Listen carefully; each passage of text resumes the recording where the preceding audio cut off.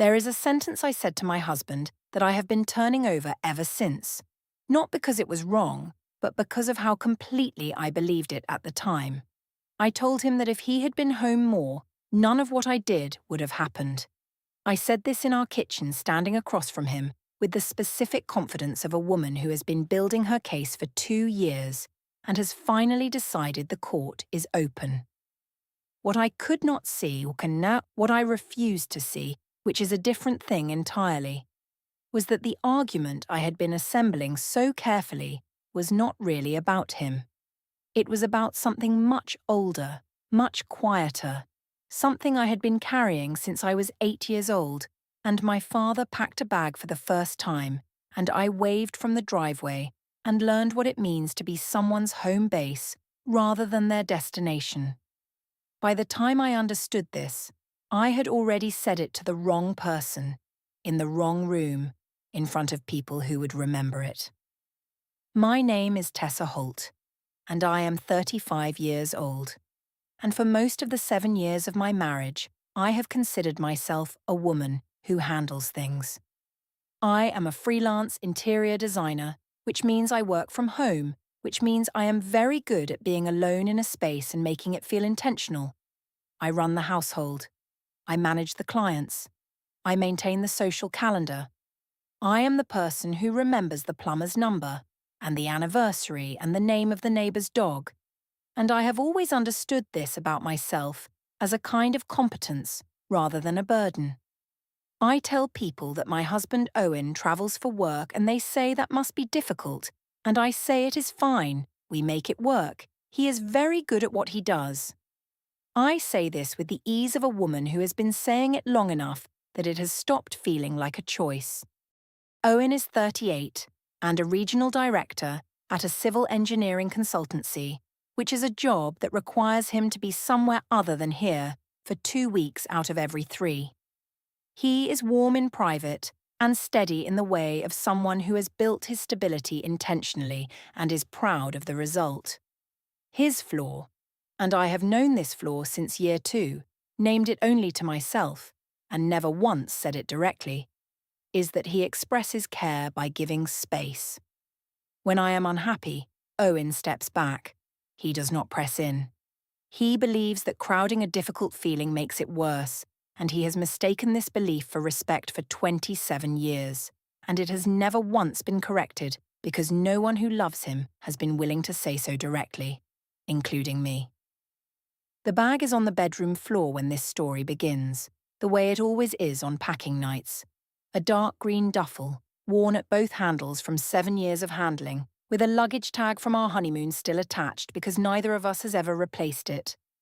I navigate around it without looking at it directly, the way you stop seeing furniture after enough repetition, and I find the book I was looking for on the nightstand and put it back, and the bag sits in its rectangle of floor with the tag hanging from the handle. At dinner he tells me he noticed I had not come to bed until after 1 in the morning 2 nights ago, and that when he came to find me, I was on my laptop, and when he asked what I was working on, I said nothing, just browsing.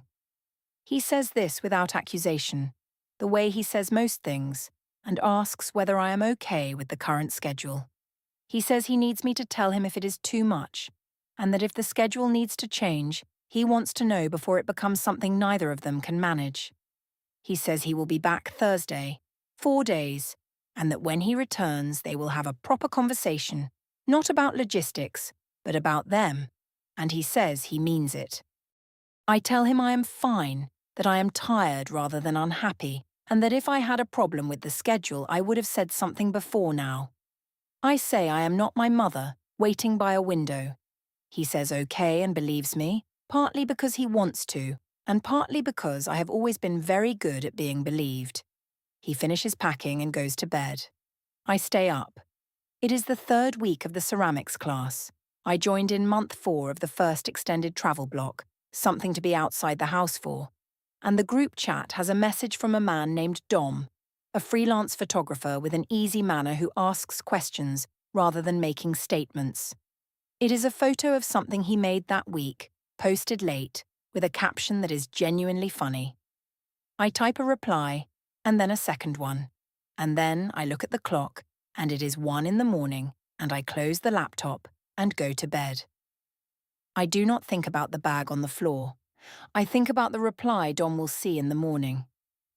The first time I drove to Dom's apartment, it was a Thursday afternoon, and the justification was clean. He had a reference book that would help with my current project, and he had offered to leave it out.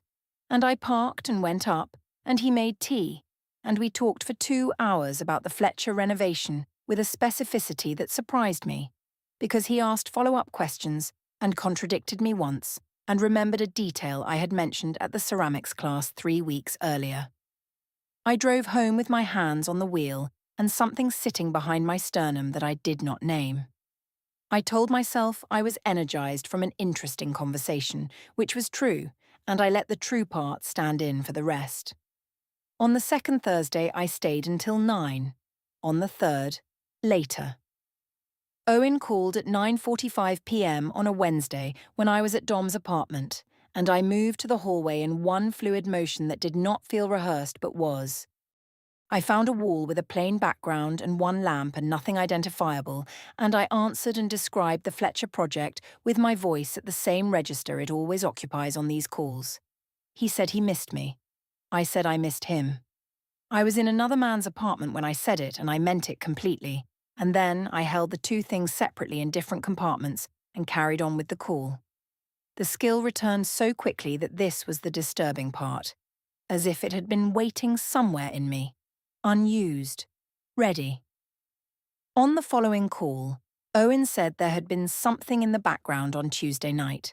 A sound he could not place, music he thought, and once a voice that resolved into a television sound before he could be sure.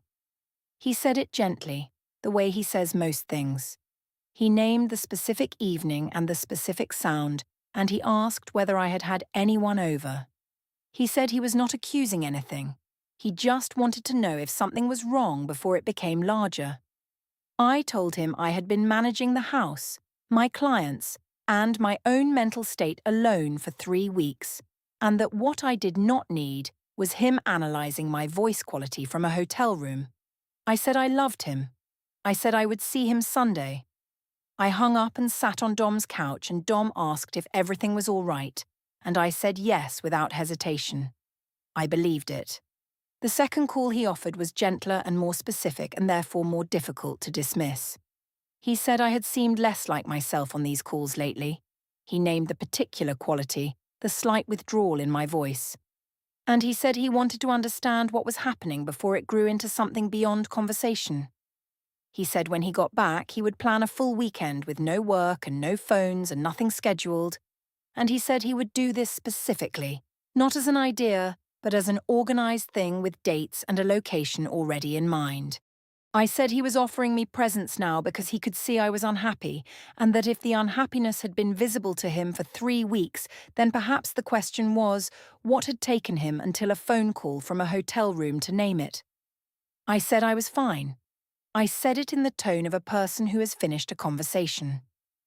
He went quiet for a moment, not hurt, not defensive, simply registering, and then said he would see me Sunday, and I could hear him making a note of something as he said it, which was the sound of a man who had learned to manage his own responses with the same thoroughness he applies to everything else.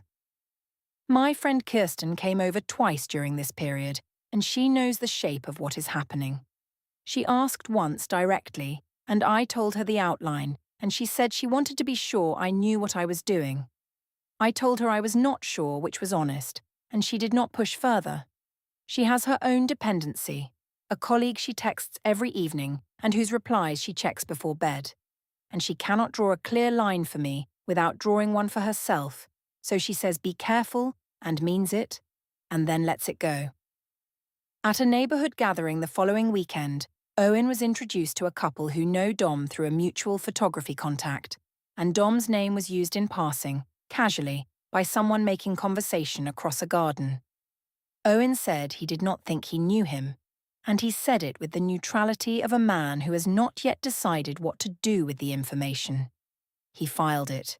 He brought me a drink I had not asked for, and I watched him do this and felt, for the first time in months, a specific and concentrated guilt, which I converted, by the time we drove home, into resentment at the situation that had produced it. He was there, and I was guilty, and I made the guilt his fault, which required no effort at all because I had been practicing the motion for 2 years. Graham White is Owen's senior partner, and the dinner at his townhouse was required attendance, 8 or 10 people around a formal table, and I chose my dress with more care than I admitted to myself, and looked in the mirror and thought that I looked good, with the particular emphasis of a woman who is preparing for a room rather than an evening. Owen had been back from the last trip for 5 days. We were performing fine, not unhappily, but with the practiced quality of 2 people who have stopped asking each other how they actually are. The wine at Graham's table was good, and the conversation was easy, and then someone, a woman 2 seats down, told a story about giving up on counting her husband's travel days and said it as a joke, and the table laughed, and I picked up my wineglass and did not smile. I started with something reasonable: the structural reality of our schedule, the solo management of the household, the practical weight of a marriage conducted at a distance for 16 months. These things are true, and I have said versions of them in private for 2 years, and they were still true in that dining room, and the table was quiet in the way of polite guests who are listening. I kept going. I said I sometimes went 10 days without a conversation with another adult that was not a client call. I said I had been grateful for the friendships I had built recently, outside the marriage, outside the work, because those friendships had been what kept me connected to myself. I said I used to think this was simply what it looked like to be married to someone very ambitious and very good at their work, and that I had started to understand it was also just lonely. I said the word looking at Graham. Graham looked at his fork. Owen did not move. He did not interrupt me. He was still in the way of a person who has made an internal decision while the thing is still happening in front of him. When I finished, he thanked Graham for dinner and helped carry 2 glasses from the table and spoke briefly with the man on his left about something neutral and unremarkable. On the drive home, he did not speak for 14 minutes, and I asked whether he was going to make me feel guilty for saying something true, and he said, without turning, no, and that was all. The second attempt came 3 days after the dinner, at the kitchen table on a Sunday morning. He said the monologue at Graham's had told him something he had been trying to understand for months, that I was not managing as well as I had been saying I was, and he said he wanted to talk about it properly. He named the dinner specifically, and he named something I had said about friendships outside the marriage, and he said he wanted to understand what that meant before he assumed. He said if the answer was that he had not been giving the marriage the attention it needed while he focused on the career, he was prepared to say so, and that his being prepared to say so now was not a negotiation. It was an admission. I told him that admissions delivered after public dinners have a specific quality, and that the quality is not the same as accountability arrived at freely. I said I heard him, and I appreciated the admission, and I was not sure it changed what I had said in Graham's dining room, or what it had cost me to say it. He asked whether I wanted him to have interrupted me at the dinner table, in front of his colleagues and his boss, to correct what I was saying. I said I wanted him to have had the conversation before it needed to be said at a dinner table. He nodded once, slowly, in the way of a man recording information rather than responding to it. He poured more coffee. He went to the garden. Rachel was at the far end of the dinner table, and she heard everything. She found me in the hallway when coats were being collected and said that had been a difficult evening, and I said that sometimes difficult things need to be said, and she said yes, and left it exactly there, with a calm that had a temperature I registered and set aside. 3 days later, Owen took a call in the garden that lasted 22 minutes, and when he came back in, he said Rachel says hello and nothing else. I told myself it was about their mother's birthday. I told myself this for 3 days before I stopped. Carol, my mother, widowed, who met Owen before the wedding and told me once that he reminded her of my father and meant it as a compliment, did not call to warn me she was coming.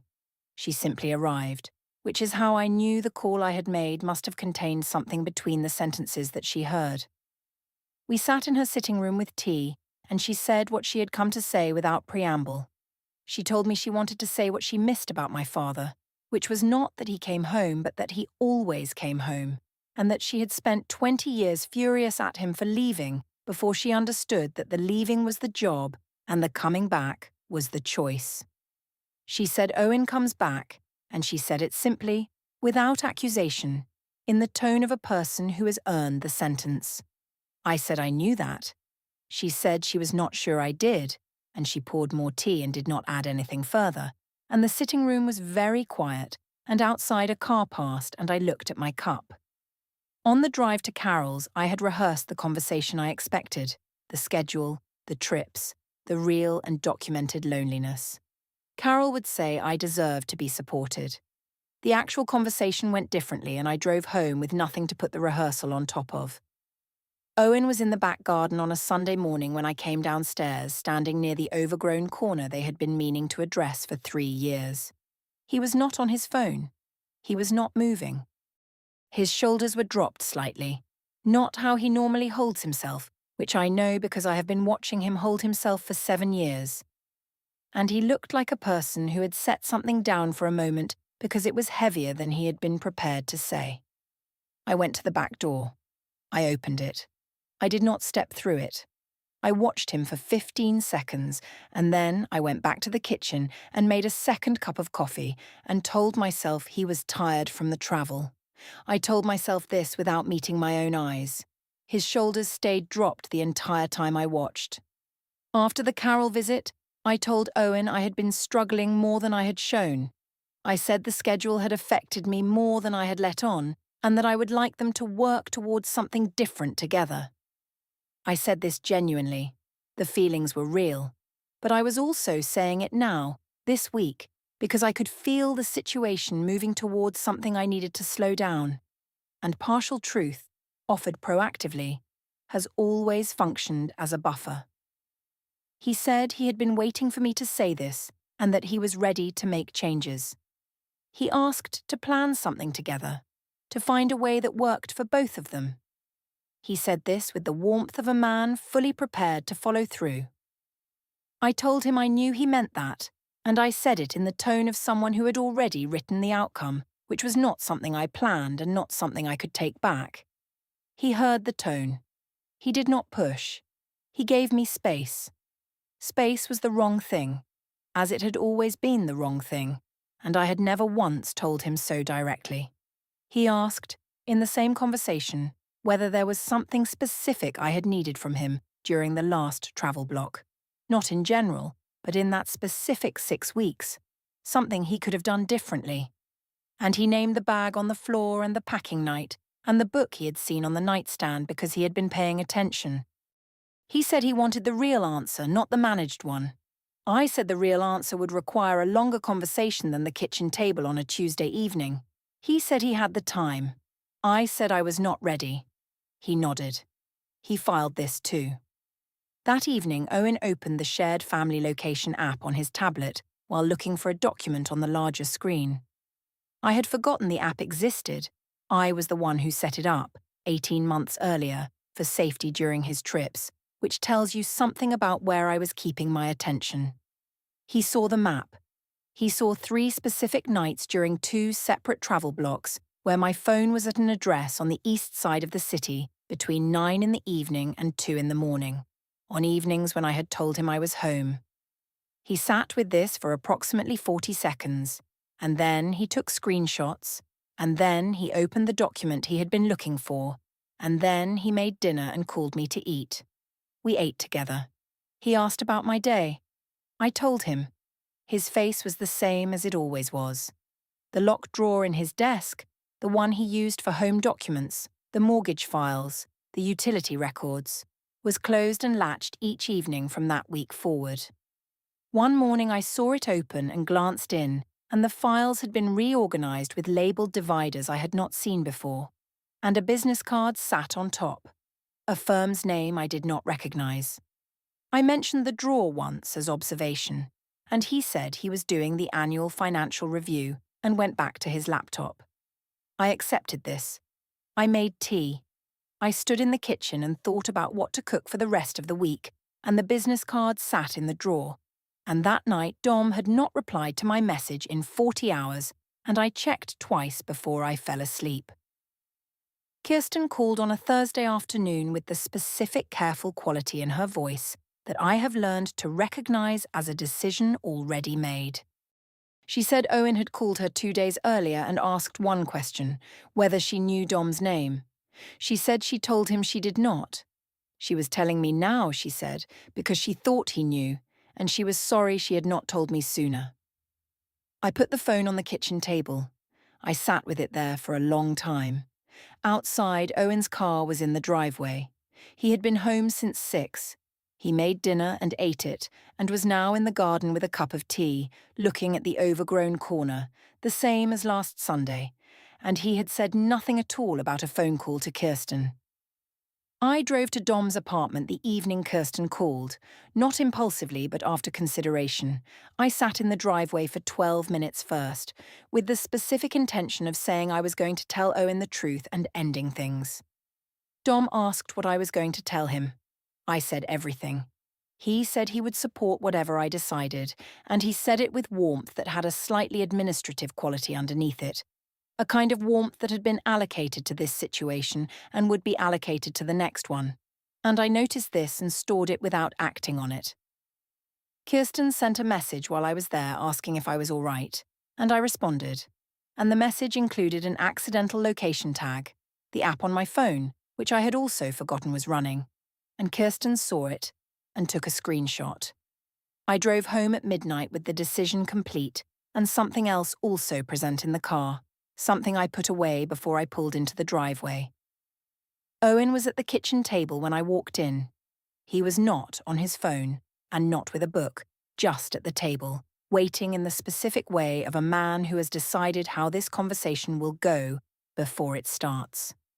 He said he had been waiting. He said he had known Dom's name for 10 days and had been trying to find a way to have the conversation that did not end in something neither of them could come back from. He named the dates, 3 specific evenings during 2 travel blocks. And he named the address on the east side of the city, which is the address on the location app he opened on his tablet 2 weeks earlier. And he said all of this without anger, in the tone of a man presenting facts he has had time to verify. He asked one question. Was it over? He said if it was over, if I was clear about that, he was willing to go to couples therapy and be honest about his part in the distance. He said he heard what I said at Graham's dinner, and he was not dismissing any of it. He named specific things I had said at that table, and he said they were not wrong, and he said he had known for months that the schedule had cost the marriage something that he had not been willing to look at directly. He said all of this with the unguarded quality of a man who has put down the management of his own feelings for long enough to mean it. He offered 1 week, no trips, no work evenings, everything honest from both sides, and said to give him 1 week where they told each other the truth. I told him I appreciated that he was ready to work on the marriage now that he could see the consequences. I said I had been asking for this work for 2 years, not last Thursday, and not now when there was a name he had to respond to, but during 2 years of solo evenings and logistics calls and hotel check-ins that averaged under 12 minutes with typing audible in the background. I said he did not get to offer me what I needed before the crisis, in response to the crisis, and then frame my response to his absence as the primary problem. I said if he had been home more, this would not have happened. I said it with absolute conviction. I meant every word. The argument was almost entirely true, and the almost was the whole story, and I did not know this yet. Or I knew it and was not allowing myself to look at it directly, which are 2 different things. He looked at me for a long moment. Then he said he came back every time. He said just those 4 words, without anger and without theatre, in the tone of a man stating something he has verified and found to be accurate. He stood up and said he would handle what came next, carefully and correctly, and he went to the spare room and closed the door. And I stood in the kitchen with 4 words and no counter-argument that did not require subtracting returns from the record. I went to the car. I sat in the driveway at 1 in the morning and built the response. All the ways returning is not the same as being present. All the ways geography is the minimum and not the measure. All the ways he has never understood what I actually needed. It was a good argument, and I knew it was a good argument, and I also knew, sitting in the dark with the house lit behind me and the spare room window lit separately from the rest, that I had been subtracting his returns for 2 years. He came back 64 times in 7 years. I stopped counting at 30 because counting the returns complicated the case, and the case required a clean absence to prosecute, and I had been building the case for so long that dismantling it in a driveway at 1 in the morning felt like losing something I had worked for. In the morning, I woke to a text from Owen sent at 5:48 a.m. before his alarm. A regional office meeting he could not move. He would be back Thursday. They would sort out some things when he returned, and he would be in touch before then. And this was the last scheduled travel block for the quarter. It was practical and clean, and without hostility. The bag was gone from the spare room. His car was gone from the driveway. The house had the flat, pressurized morning silence again. The specific quality I know, different from every other kind of quiet. And I stood in it for a long time before I started the coffee. He texted from the regional office on Tuesday to say he was arriving Thursday at Terminal 2 at 6:40 p.m. and asked if I could pick him up.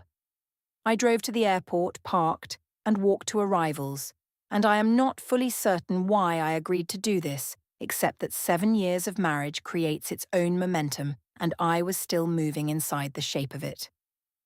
He came through the gate carrying the green duffel, worn handles, honeymoon tag still attached, and he looked tired in the way of a man who has not slept well for 2 weeks, and also clear in a way I did not expect.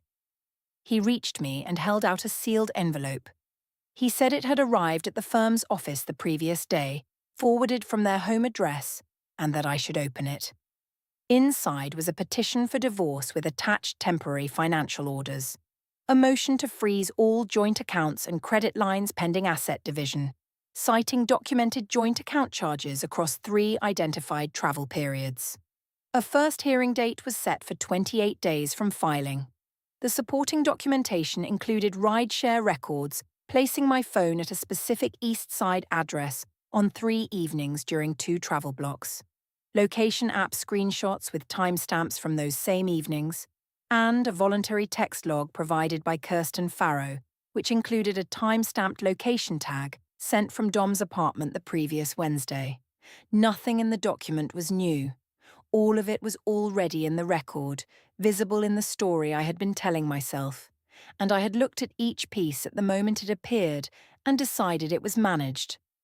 Owen said he was sorry it had come to this and he meant it, and he picked up the bag and walked toward the exit, and I stood at the arrivals barrier with the document in my hands, while people moved around me with suitcases and the particular forward motion of people who know where they are going. I had believed for 2 years that putting the truth on record, saying it out loud in front of witnesses clearly, was how you protected yourself. I had believed that documentation was power and that the case I had been building was a form of self-preservation. What I had actually built was a case against a man for a wound that arrived before I ever met him, and the case was mostly accurate, and the accuracy had cost me everything the case was nominally about, and I was still the person who waves from the driveway.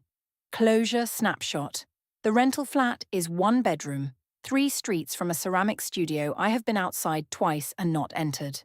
The joint accounts are frozen, and the marital home is subject to a valuation I have not attended. My freelance income is stable. The Fletcher renovation was delivered on time, and the client called the work genuinely excellent. And this does not change the fact that I eat dinner at a table alone, in a flat that has the same specific quality of silence as the house did when Owen was away, which means the loneliness was never about the address. Dom sent a long message after 3 weeks saying the foundation was complicated and he needed to be honest about that. I read it twice and did not reply because I had known driving home from his apartment that a man who is available in the margins stays in the margins. Kirsten called once and said she was sorry for the text log and that she would do it again if she had to. Carol does not push. She just calls on Thursdays and talks about other things and lets me know she is still there. Owen communicates through the solicitors and has made this straightforward, in the way he makes most things straightforward. The bag was in his hand when I last saw him. Worn handles, the honeymoon tag still there. And he was in the middle of coming back when I handed him the thing that ended it. The case is on the record. I won it completely. I am still standing in the driveway at almost 40, and the driveway is the same one it has always been.